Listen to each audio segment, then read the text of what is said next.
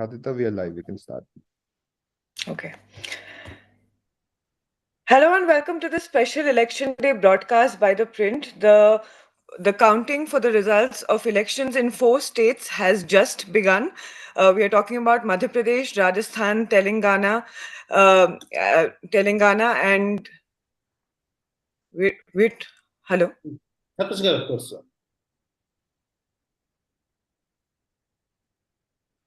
Yeah, I hope we're sorry we are a little glitchy with the broadcast. I hope you can hear me. We are talking about elections in Madhya Pradesh, Rajasthan, Telangana, and Chhattisgarh. And we have with us our reporters who have been traveling on the ground, and of course, our political editor DK Singh. So, Saurabh Roy Barman has traveled to Chhattisgarh. Iram is joining us from Madhya Pradesh, and Prasad is joining us from Telangana. So, we will talk to all of them and we will see what they have gauged from the ground, whether what they gauge is what the exit polls say. But DK, I'd like to come to you first. This is seen as the semi-final of sorts before the 2024 Lok Sabha elections. So, what will these results mean for both the Congress and the BJP, and also for this idea of the India alliance at large? Look, I don't know whether I should be calling it or we should be calling it the semi-final. We saw what happened in 2018. The BJP lost these semi-finals and went on to win the trophy. So, largely how we should be looking at these elections is the agenda that the both sides have tried to set, and it's especially more important for the opposition. Because, for the opposition is again trying out this freebie politics again. It's the first round of elections after the caste survey in Bihar, and opposition has made it a big issue in all these elections. Like Rahul Gandhi the entire Congress has been promising caste census if the party comes to power. It's not just about in the states; it's also about coming to power at the center. So it's important from that point of view. And you have seen how BJP has struggled a bit to match that because BJP first dismissed the idea, as we saw the Prime Minister call this caste survey or this entire talk about caste census as a sin because you are dividing the country on caste lines. But later on, we saw how he sought to kind of change that discourse. In Telangana, he said that we'll be going for subcategorization of the SCs, the scheduled castes, and to get justice to Madigas. So BJP has been trying to kind of test the waters, how it's working on the ground. And then we also heard Amit Shah saying that, we have not taken a final call on the caste census. So BJP is basically trying to balance it. These elections will actually show how much it matters to the voters. And accordingly, both these sides will be trying to readjust their agenda or change their agenda. Again, freebie politics. We saw the BJP trying to outmatch the opposition and offering freebies to the people. For the opposition, it's freebies and caste politics. I mean, these two core issues have actually formed their campaign plans. What happens if it works? We will see these parties going into the Lok Sabha election with these plans. If these plans don't work, then we'll see the opposition basically trying to recalibrate their strategy, coming up with something new, and accordingly you will see the BJP changing its agenda. Although, as I and Saurabh were kind of talking to one Aam Aadmi Party leader, and he said, this freebie politics, what you're calling, or welfareism, that's the only antidote to Prime Minister Modi's Hindutva or nationalism, or his personality, basically his charisma. Whether it works or it doesn't, it will impact the opposition's strategy. When it comes to India alliance, well, these results are crucial. We have seen how the Samajwadi Party, how even the Janata Dal United and the Aam Aadmi Party decided to enter the electoral contest in several states. They are just trying to show the Congress, okay, fine, you are trying to have this big brotherly attitude. We can hurt you if you do not accommodate us. When the seat sharing talks for the Lok Sabha elections start. Now, if Congress wins at least two of these states convincingly, it will strengthen its position within the India alliance, and then you will see the Congress dictating terms to the smaller allies. Again, we have been talking about the possibility of minority consolidation behind the Congress. If that happens, that will put a lot of pressure on parties like the Samajwadi Party or even the Aam Aadmi Party to rally behind the Congress and actually, try to accommodate the Congress more than it's willing to right now. So these are the larger issues at this point. Let's see how the what the results tell us. DK, very quickly before I move on to the other three, what are your thoughts on the exit polls? Now, of course, we have to take them as always with a pinch of salt, but very quickly, what are your thoughts on what the exit polls say? Well, they're largely split and on crucial states where we were also not very sure. But broadly, if you look at the exit poll results, you see in Telangana, you see the Congress resurgence. How far will it go? We don't know. Whether it will cross that 60 mark, 60, the majority mark, whether it is able to cross that mark or not. Because if it doesn't, if it falls short, then all kinds of permutations and combinations come in the picture. That we are watching for. But exit polls have been largely and broadly unanimous that resurgence is there. Look at Chhattisgarh again. They have been largely unanimous that Congress has a clear edge. It's Madhya Pradesh and Rajasthan where we find the exit polls very interesting. Like in Madhya Pradesh, for instance, nobody was expecting what is being predicted: 140 to 160 seats for the BJP. Some polls have been predicted 151 seats for the BJP. Now that is something we did not feel on the ground. Many people have been traveling, many of us. Now that sense of or yearning for change over there on the ground. But the way the exit polls are predicting, that thing is not coming out. They are showing some kind of undercurrent of a massive pro and incumbency vote. But again, we know exit polls, they have often gone wrong. And when it comes to the methodology, and there are many things involved here when you talk about exit polls, like their sample size, but sample size again is not that important. It's like how evenly distributed your sample size is among different sections of the population. I mean, suppose your sample size is even 5,000, 10,000, and if you have gone to just Muslim areas, say you go to Hyderabad old city, and half of your sample size is from there, then your predictions will be very different. So how many out of that sample size, how many SCs are there, how many STs are there, how many women are there?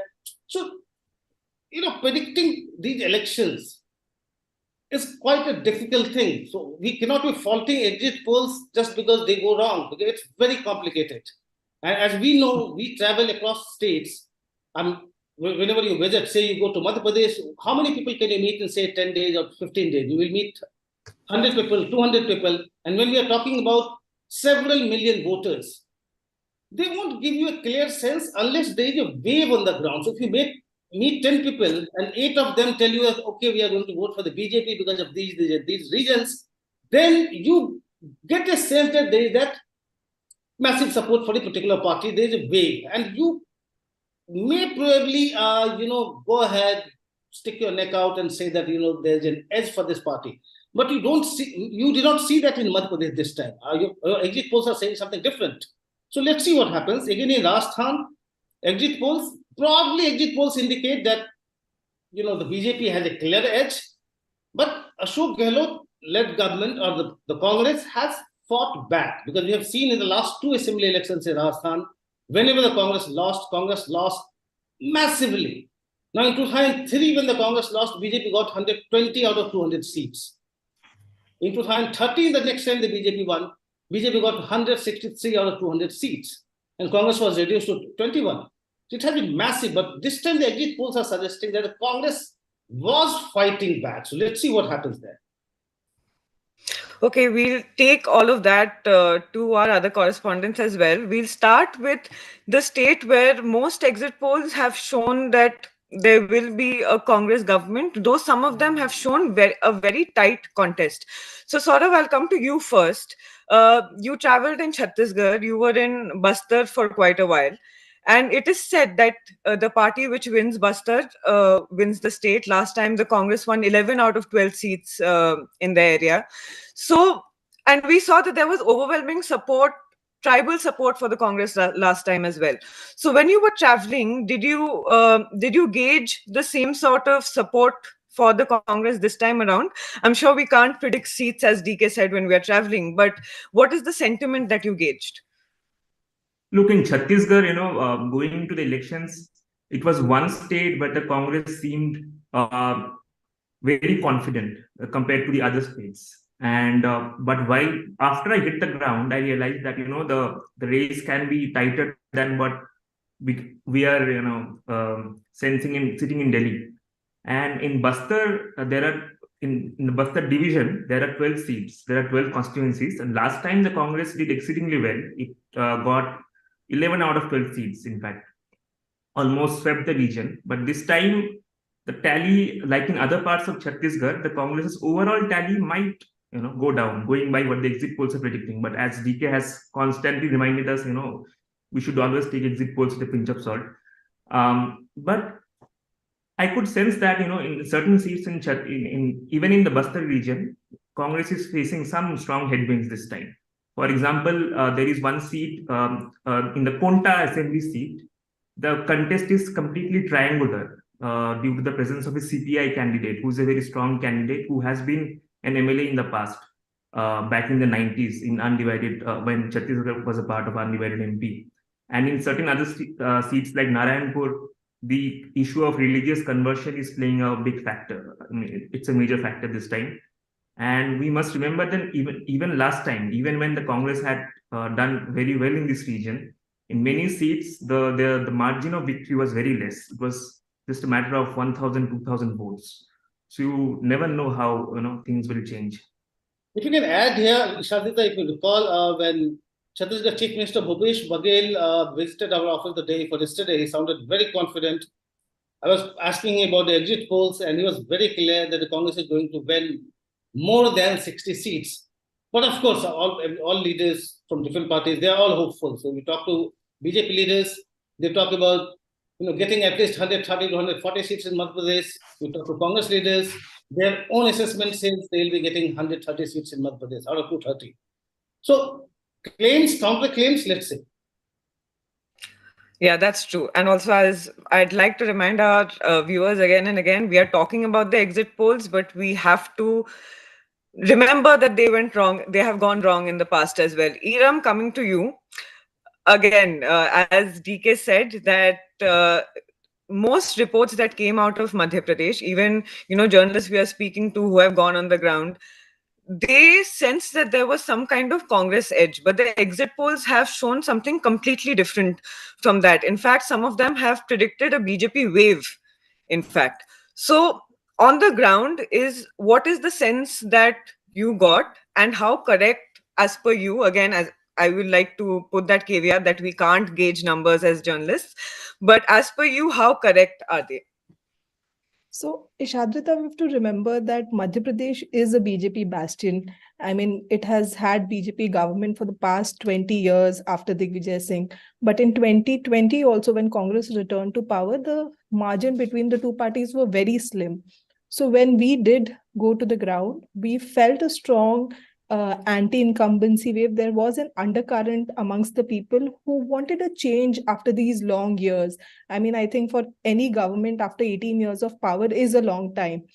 So what was playing in Congress's favor was certainly this wave of anti-incumbency, but how much of it will get translated into votes, that remains to be seen. What has given BJP an upper hand is the Ladli Behna, definitely the scheme for women, which has about 1.31 crore beneficiaries. Women are 48% of your total voters, and BJP leaders are very confident that riding on the support of women voters, they will touch that number of 130 or 150.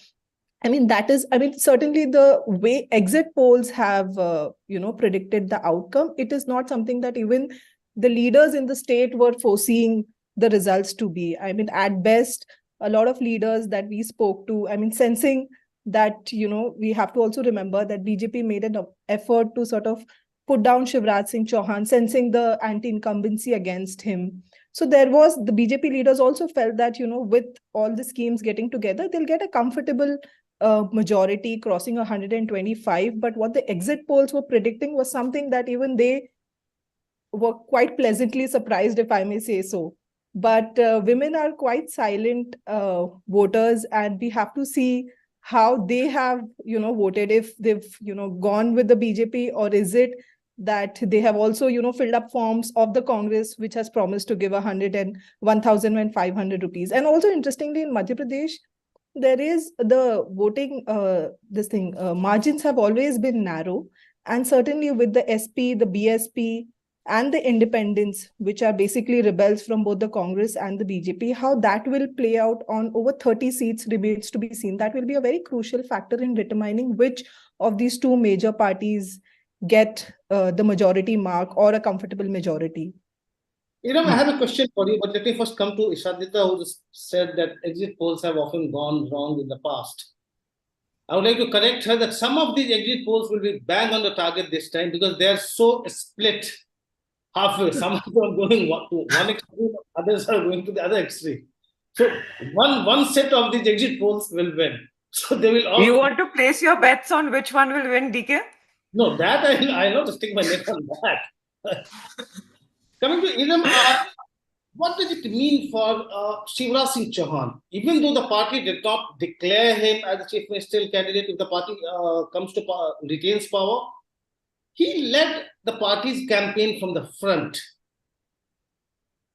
What will results do to him, to his future? Say if the BJP sweeps the polls, as some of the exit polls have predicted, will Shivraj Singh Chauhan return as the chief minister? I think it will be a tough call for the BJP leaders to take if they have to put back Shivraj on the map, because I don't think this election would have been possible without him. He has held over 160 rallies. He's been the star campaigner. And even when you go on the ground, he is the most prominent leader of the BJP in Madhya Pradesh, hands down. There is no other face that is as popular as him.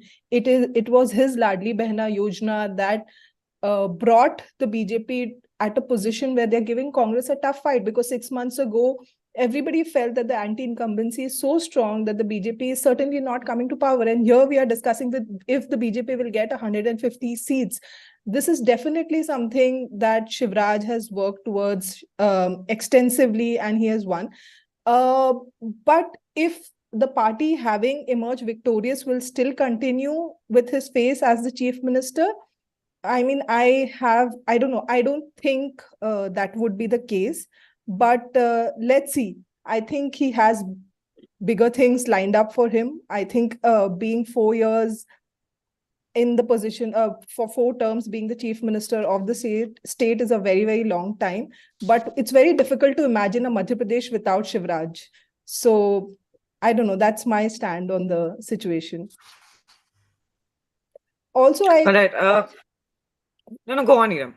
Yeah. Also, there are various factions within the BJP in Madhya Pradesh, and there are several prominent CM faces that are putting their candidature forward for the top post. So even that puts the BJP in a very interesting position, whether they would like to pick, a Narendra Singh Tomar or maybe a Kailash Vijayvargiya for the top job, considering that Madhya Pradesh does have over 50% OBC voters, and Shivraj is the tall OBC face in the state. So I think it's a very catch-22 situation for the BJP on as to how they placed Shivraj in the coming days. But many of these top leaders who have been forced to contest assembly elections must also be having jitters if they lose election. What happens to them in the Lok Sabha? What happens to their, say, some of the cabinet ministers, some of the union ministers? What happens to their berth in the next Modi ministry if the BJP retains power at the center also? So it's about their future as well. Exactly. And I think one of the parameters that the party wants to take a call on is not only that these leaders are able to win their seats, but also influence the seats around them. I think it was a very smart strategy, because every leader, barring Prahlad Singh Patel, was fielded on the seats that the BJP had lost previously. So essentially, in a state where you have such narrow margins and the winning, I mean, in 2018, the seat difference was not a lot. So the BJP is trying to expand its vote base. And in this situation, these leaders, I mean, their future will determine as to how much they've been able to get BJP the winning edge from their region for them to be seen as the leader of the state. So one leader that we should all be looking out for, or the performance of the BJP in his region, is Jyotiraditya Scindia. Because he was somebody who was denied chief ministership. He was the Congress party's campaign committee chief in 2013. He was a chief ministerial aspirant then. Same thing in 2018. Finally, he walked over to Congress, brought down the Kamal Nath government also. Now he's the civil aviation minister at the center. What happens in his Gwalior Chambal region if the BJP does not perform well? What's his future? Is something that will come up for discussion right after the results. I think another interesting question there is what happens to Jyotiraditya Scindia if BJP performs very well with Tomar influencing things in the region? I mean, who will be the tall leader of Gwalior Chambal? Whether you credit that victory to Scindia or whether you think it's the Narendra Singh Tomar factor, because although Scindia is not contesting these elections, there are several of his loyalist MLAs that have been given tickets at a time when several others have been dropped. When old BJP workers and tall leaders have been dropped, Scindia has managed to get tickets, or his loyalists have been given a place and are contesting election, are sitting minister. So who eventually is the tall leader if the BJP does well, and even if they lose, on whose doorstep will the failure lie? I mean, whether it will be Scindia or whether it will be Tomar. Thanks for that, Idam. Prasad, I'd like to come to you. Sorry for keeping you waiting for so long. So again, going back to the exit polls, a lot of them have predicted that there might be a Congress win, in fact. And this is coming from a place where there was a certain time, not very long ago, when the Congress was seen as the number 3 party in the state, even behind the BJP. So firstly, what are you gauging from the ground? Is the anti-incumbency against the BRS something that is going to go against them and lead to a Congress victory? And secondly, if you can explain the dynamics of how the Congress got here, and again between the Congress and the BRS right now. To give credit where it is due, the BRS government, that is of K. Chandrasekhar Rao, has managed to run the government very well. I mean, they given a stable government of 10 years, attracting marquee investments and keeping Hyderabad as a global investment destination. This is on one side. And on the other side, they went very strong on the welfare with their welfare agenda. I mean, the pensions of rupees 2,000 for the elderly, 4,000 for the physically handicapped, Raitu Bandhu, which provides rupees 10,000 per acre per year as input, assistance. And there is Dalit Bandhu, which gives one Dalit family rupees 10 lakh for their economic empowerment. These things are all there. But then, more than anything else, I mean, KCR is completing 2 terms, that is 10 years. I mean, when you talk to people on the ground, wherever I've traveled, while there is resentment of some sort from people who have not benefited from the schemes, there is more than anything else this yearning for a change that we can see. I mean, you can call it an undercurrent or a silent wave, but most of the people were saying, like, 10 years we have seen this government, why don't we give a chance to Congress? In 2014, when I was traveling, when the state was being formed and Telangana was created, especially in Gajwel, the constituency of KCR, people were saying we're willing to give him the credit for all the political agitation that he has led for at least 10, 15 years before that. So he also went on a fast unto that for 10 years in 10 days in 2009, which actually made the Congress first time, announced the formation of Telangana, the steps towards it. So people were willing to give him the credit, and that's how he came to power, though with a simple majority of 63. But for his second term, he managed to take it up to 88 seats. So that shows that people were confident in his governance. But then 10 years, and then there are issues. More than, one issue that has, got all the attention is the perceived lack of jobs, or the absence of notifications in these 10 years, which has resonated not just with the youth and educated, but their families. Even in the remote rural areas, people, farmers who have their kids in their universities, or somebody that they know have written the exams, and saw that their exams were finally cancelled, were all agitated because of this. And then there are people who say there are no new ration cards given from last 2-3 years. So all these things have all added up to this, kind of anti-incumbency factor, that which is also reflecting in the exit polls. Almost all of them are that the Congress is going to win or would be much ahead of the PRS this time. Prashad, I have a question here. the majority mark there is 80. No, simple Congress, major yes, 60. 60. So what if Congress falls short of 60? Say, although Asauddin Owaisi, AIMIM is not an ally of the BRS, but we know it's for all practical purposes, it's a very, very reliable partner and ally. And so Owaisi has been asking people very openly that they should be voting for the BRS. Yet, if BRS plus AIMIM together also they fall short of that 60 mark, and BJP happens to be the decider with about 8 seats, 10 seats, what happens? Can KCR afford to take the BJP support given the fact that the state has what about 14.5% Muslim population and they have been backing him completely? Yeah, the state has Until this 13%. election, at least. Yeah. 13% Muslim population. In that scenario, I think some of the leaders were already indicating there is a probable chance of BJP supporting the BRS. I mean, they can anyway cannot go with the Question Congress. here is, can KCR, who has been getting solid support from the Muslim community, which influences about 40 seats, 40 out of 119 seats in Telangana, can KCR afford to alienate them forever by taking the BJP support? In a case of a hung assembly, I think the priority now would be to form a government, and I don't think KCR would have any, problem to take BJP support for now. And in any case, there is this strong sentiment on the ground that BJP and BRS, like in the words of Rahul Gandhi, BRS is BJP Rishtedar Samiti, that has, connected well with the people. So I don't think KCR would have any second thoughts if he needs to take BJP support. But another scenario here is BJP goes for the president's rule in Telangana, it works for the party. Yeah, that is something we have to wait and watch. That. Okay, DK. So as you said earlier, this has been this has been a freebie election for a large part, and you are quite well versed with Rajasthan politics. And we have discussed this earlier in 2013 when Ashok Gehlot made a pitch for his re-election. Even then the Congress had gone on the back of similar welfare schemes, maybe not to this extent, but they had. So how do you see that playing out, not going by the exit poll numbers, but knowing Rajasthan politics, how do you see that playing out?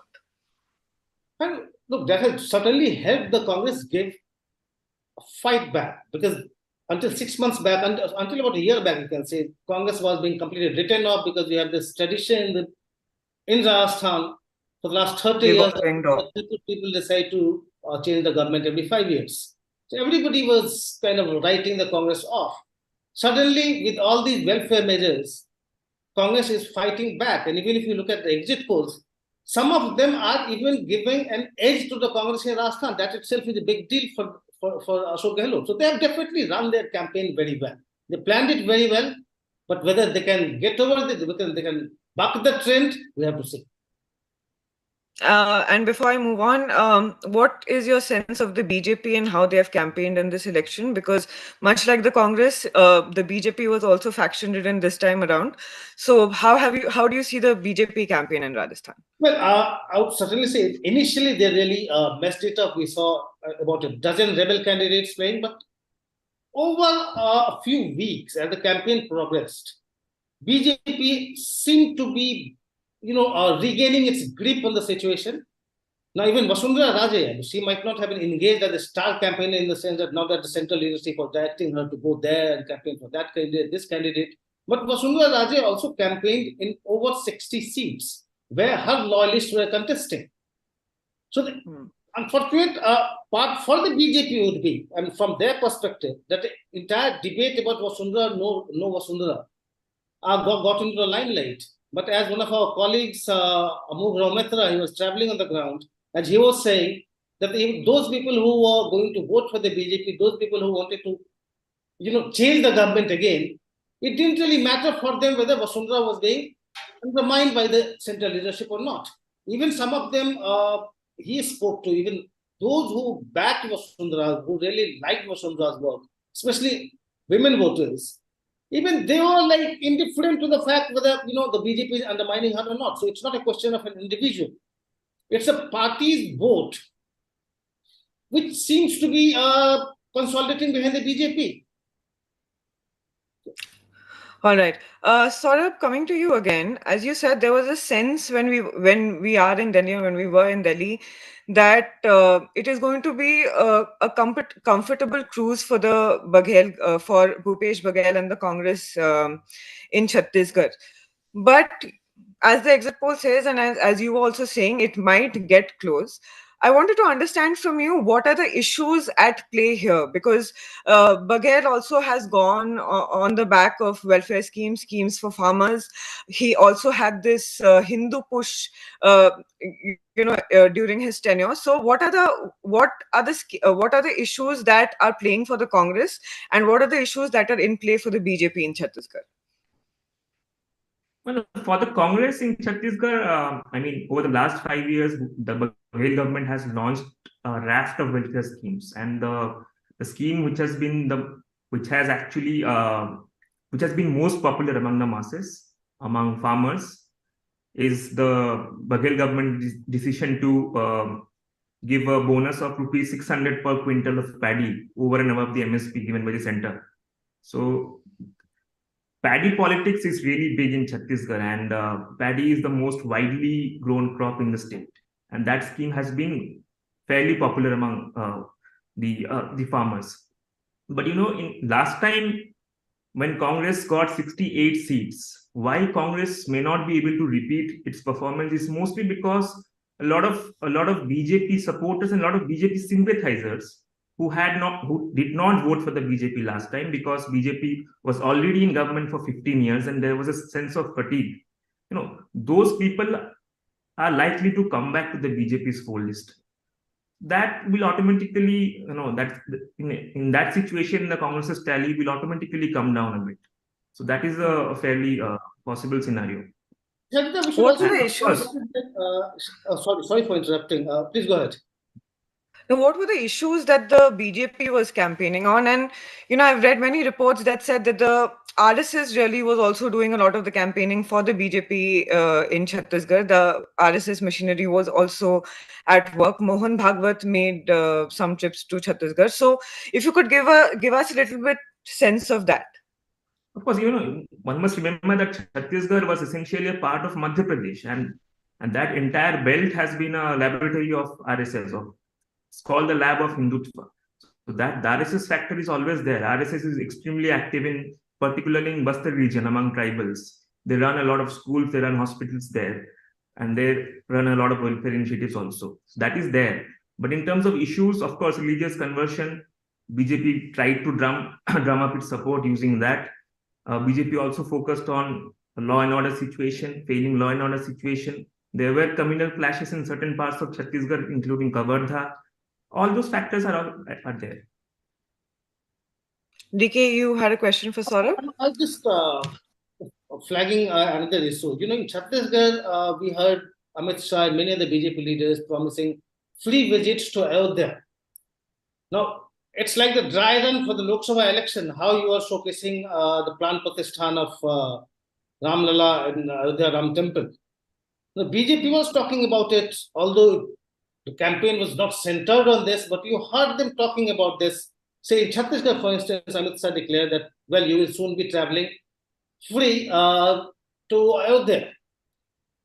How that plays out, we don't know. It is not a central plank. But that's an issue, because especially for a state where we have discussed how this Gobar economy experiment of Bhupesh Baghel government somehow put the BJP on the back foot. And the Ram push also. He said Ram is the nephew of Chhattisgarh. That's a line that he's kept for a long time. So Bhupesh Baghel was trying to do what Arvind Kejriwal did in Delhi elections, trying to become a bigger Hindutva, or to project himself as a bigger Hindu than the rest. So you could not have targeted him for minority appeasement. And then you are bringing in Ayodhya there. So there is a very keen tussle happening. And Baghel sir, very interesting. He also played this sub-nationalism card. He invoked the Chhattisgarhi pride, Much like what Narendra Modi had done back in when he was the CM, he invoked the Gujarati Asmita. So he also did that. Also 5 years he has been doing that. All these local. Also 5 years, yeah, that's true. I remember he even had an Olympics for Chhattisgarhi sport some time back. So yes, sub-nationalism, Hindu card, both played by Bhupesh Baghel.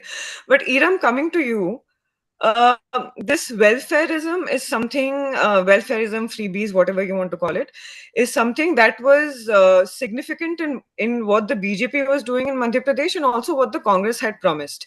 In fact, with some things like hike in the price of 10 leave bags, the Congress promised something, and then to better that, the BJP promised a higher deal. Same with the LPG gases. So, how do you see that playing out? Of course, the BJP would be at an advantage given that it is in government and could implement some of these things. You've spoken about Ladli Behna.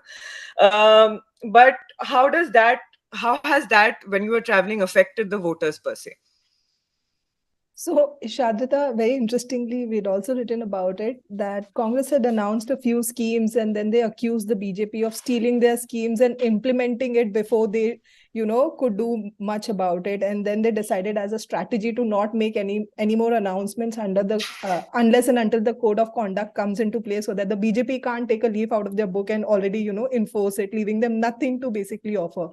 But having said that, I think the Congress's loan waiver back in 2018 really, gave them that edge when it was the farmers, or, it really got the farming community together and in support of the Congress when Rahul Gandhi announced the loan waiver. This year also, if you look at the schemes that the Congress has announced, they have, beyond the Nari Samman Nidhi, which they are basically competing with the Ladli Behna Yojana or even the Tendupatta leaves, the higher MSP for wheat and paddy. And in fact, even Kamal Nath has announced 2 to 3 different schemes for girl, child, and women marriage schemes. Shivraj Singh Chauhan is known as Mama for, a whole bunch of schemes that is dedicated to the women folks. And this time we saw Congress also announcing those schemes.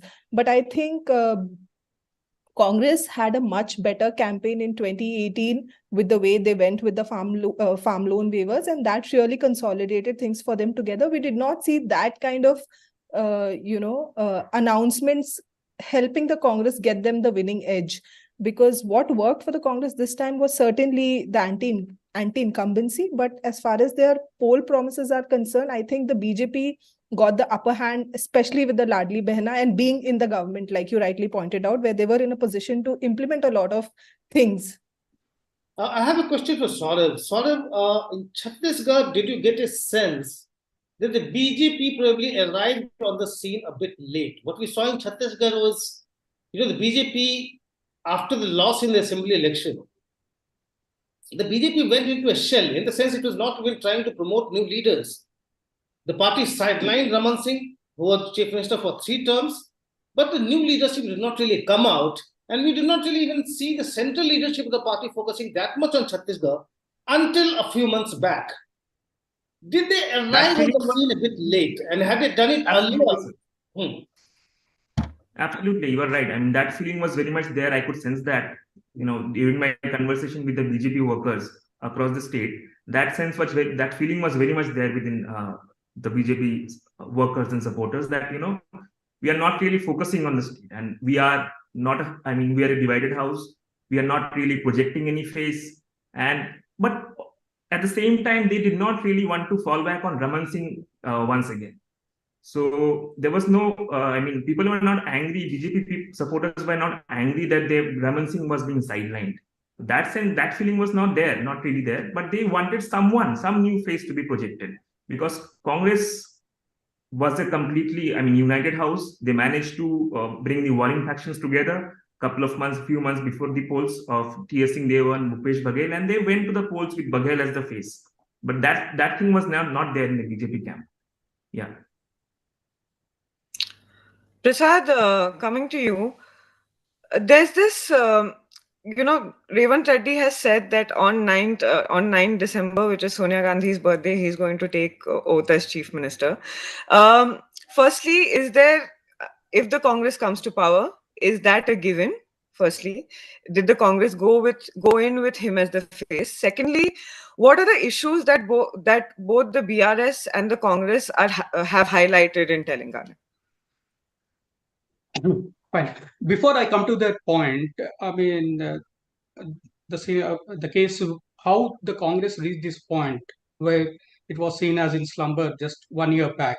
This is a case of one party ceding ground and the other rushing to claim it. The the BJP was, in a kind of high momentum, which was actually provided by its BJP chief here, Bandi Sanjay. Whatever seats or the voting the BJP has been getting in these states, the two Telugu states, is because of its central leadership, be it Atal Bihari Vajpayee at one time or Modi now. But Bandi Sanjay is the first leader here who took the party to the ground, made the people connect with him and the issues that he was raising. So his removal as party chief has dented the party's image a lot. And then there is this Delhi excise policy scam in which Kavita was questioned by ED and CBI for days. And everybody in the BJP, all the senior leaders were claiming that she would be arrested. I mean, as an example of the corruption of KCR family. But then it did not happen. So these kind of, and then probably, I don't think any election result in one state has had so much of effect in a neighboring state, which we saw here. Since the time of the Karnataka results, where Congress performed really well, the impact has been on the Telangana politicians. They look like they came out of slumber all of a sudden, and also, gaining on what BJP has ceded to them. So that is how. And also these promises, 6 promises on the lines of what they promised in Karnataka, also connected very well with the people as the polls were nearing. So these are the factors which work to the Congress advantage as we are seeing in the exit polls. But yeah, we'll get to know the actual figures in a couple of hours. Coming to Revant Reddy, um, he was a TDP legislator before, and he joined the Congress in 2018. And in 2021, he was made the president. Unlike the other Congress, in a party which is always in a kind of, problematic with its internal feuds and factions, he was given a kind of, I mean, not a free hand, but the message that was sent to the people here is that he is the person that we have to follow. So he also performed well on that front, taking all the leaders together and campaigning vigorously. He has, I think 80, 90, up to 100 rallies he has, addressed across the state. So he is the front runner as of now, if in case of Congress coming to power. So, And you were some of what he's saying is, of course, the BJP built the anti-incumbency and they withdrew from the scene, and Congress was the beneficiary of that. But yes, Revant Reddy also, he's a fiery speaker, he's a very good orator. So he was able to puck up, his own cadre. So you have to give it to him also. And he was talking about how the central leadership supported him. I remember a few months back, some of his detractors, Revant Reddy's detractors, had come to complain against him to Mallikarjun Kharge, and they were told, go back, nothing doing, their own leadership change. So Congress, the High Command also backed him. As for the chief ministerial candidate, we are talking about the Congress. Until I was just about to say that. Until they decide, let's not even speculate. We don't know what the Gandhis have in mind, but we know that the Gandhis like Revant Reddy. But there is another contender. You have Madhu Gaur Yaski, the former Nizamabad MP, who is contesting the assembly election. He has already Venkat Reddy. There are at least half a dozen faces here. Yeah. All right, before we wrap up, any last thoughts from anybody? And if anybody wants to place their bets and stick their neck out for any of the states, then you're free to do so. Anybody? I won't. Anyway, with this we come to the end of this live broadcast. Now we will be putting out reports and having multiple live sessions like this throughout the day as the numbers get clearer at the print. So please watch out for those and join us for all of them. As of now, thanks for watching. Thank you.